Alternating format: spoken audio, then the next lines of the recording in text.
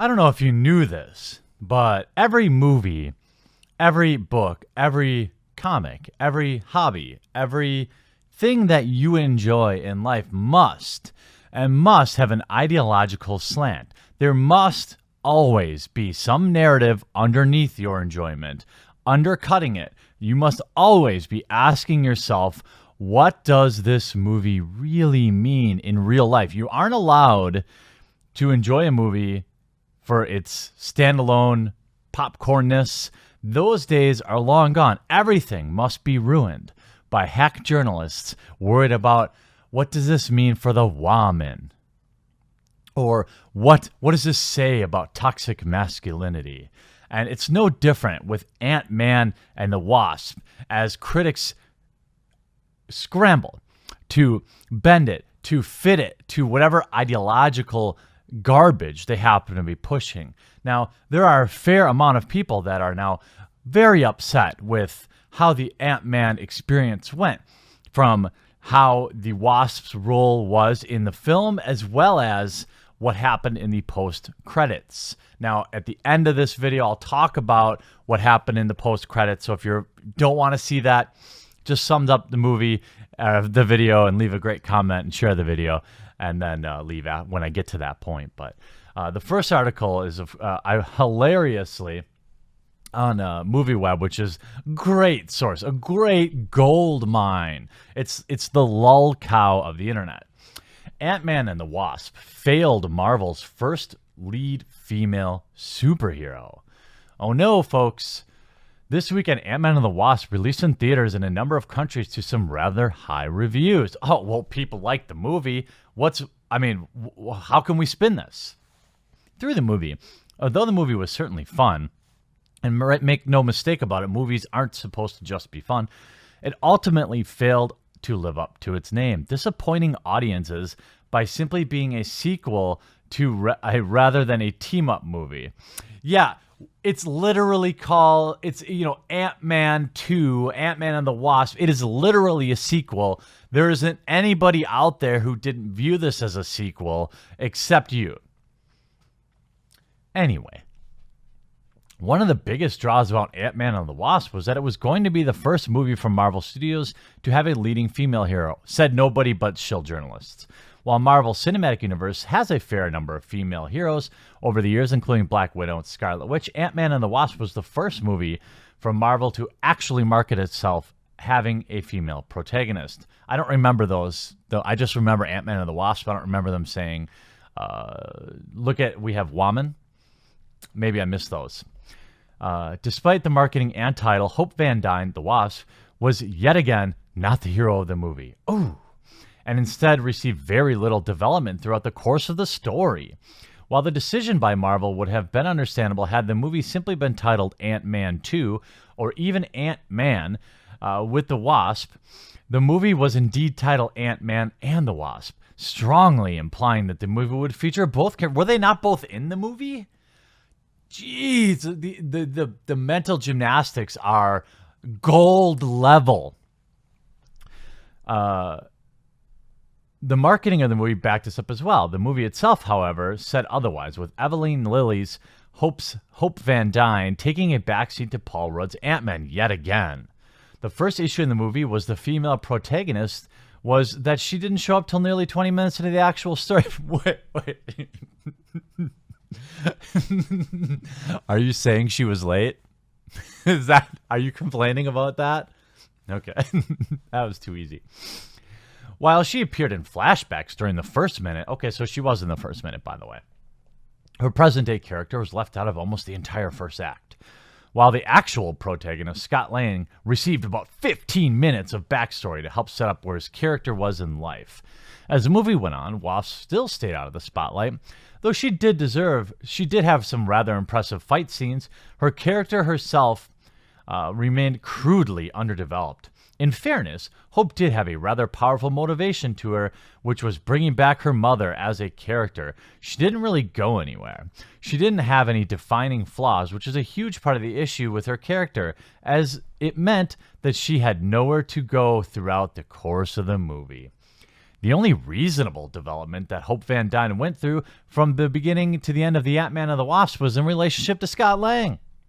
At the beginning of the movie, she hated Scott's guts, and by the ending, she had forgiven him for the mistakes he made. However, this really isn't any sort of development that improves her character, and instead just shows what the development of Scott Lang. All things considered, Wasp went absolutely nowhere as a character outside of a relationship to two male heroes, Scott Lang and Hank Pym. So what we really have here is an author complaining that the title wasn't descriptive enough. Is that where we're at now? Do we really think that this author wouldn't have had the exact same problem had the movie been called Antman and the Wasp? Let me rewrite it. If the movie had the title, you would have written the article saying, well, why is the Wasp getting second billing? Just another function of the patriarchy. I mean, nobody complained about Robin not getting top billing in Batman and Robin, did they? I mean, it is absolutely absurd to complain about this. The movie was mediocre. But of course, the article ends with, unfortunately, the horrible development and misleading marketing for Wasp in Antman and the Wasp is enough to raise concern going forward in the Marvel Cinematic Universe. Marvel can do a lot better. Yeah, that's right, Marvel. You're making billions in the box office every year, but are you doing enough to push the narrative? Are you doing enough? One really wonders, are you doing your part to push ideology in your popcorn films about superheroes? And we have another article. By the way, this is the one that complains about the cutscenes at the end of the movie. Nothing about the movie itself, but this is just another rag website that we get to all point and laugh at as we thumbs up the video because we're all amazing people. What was supposed to be a palate cleanser for Infinity War left audience with an all too familiar feeling from April and May. The bigger problem is that the post-credit scene severely undermines the preceding 2-hour story about family and friends coming together, especially the 30-year reunion between Hank, Hope, and Janet.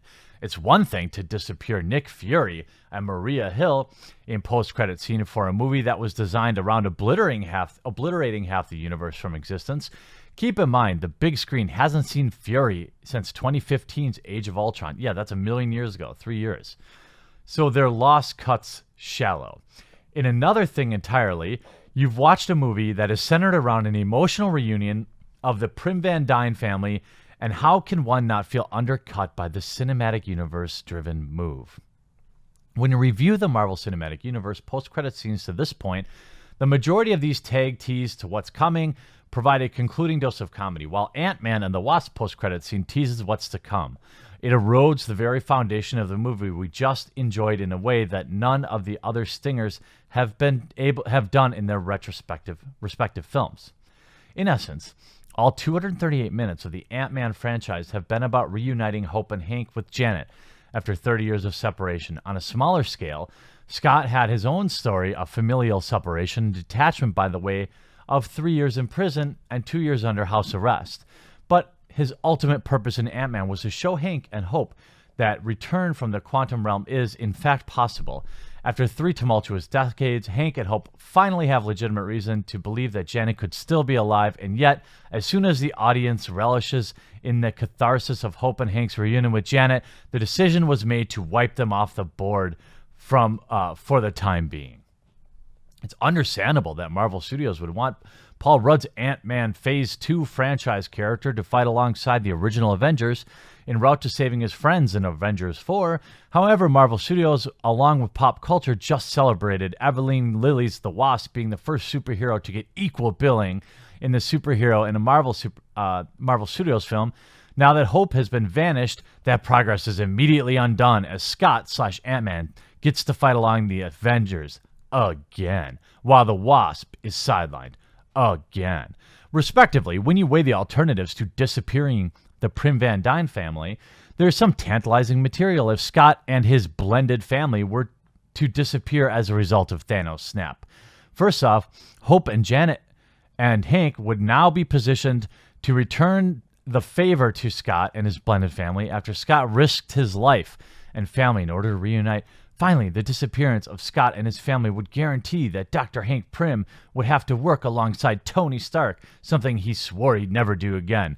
So essentially, they're complaining that they didn't like the coin flip. They didn't like who Thanos disappeared. Again, these people get paid to complain, and I guess in a way we get paid to laugh at them. I'm glad we're on the side at laughing and not complaining, because what kind of life are these folks leading? I hope you enjoyed today's video. I think I'm going to have 2 more for you today, at least 1 more. And I want to thank you for all the support you've been sending my way about Indy, and remind you that The Incredible Salt Mine is live this Friday. I'm going to leave a link to the podcast. Make sure you're subscribed. We're already starting to upload some clips, so I hope you enjoy them. We'll talk to you again a little bit later.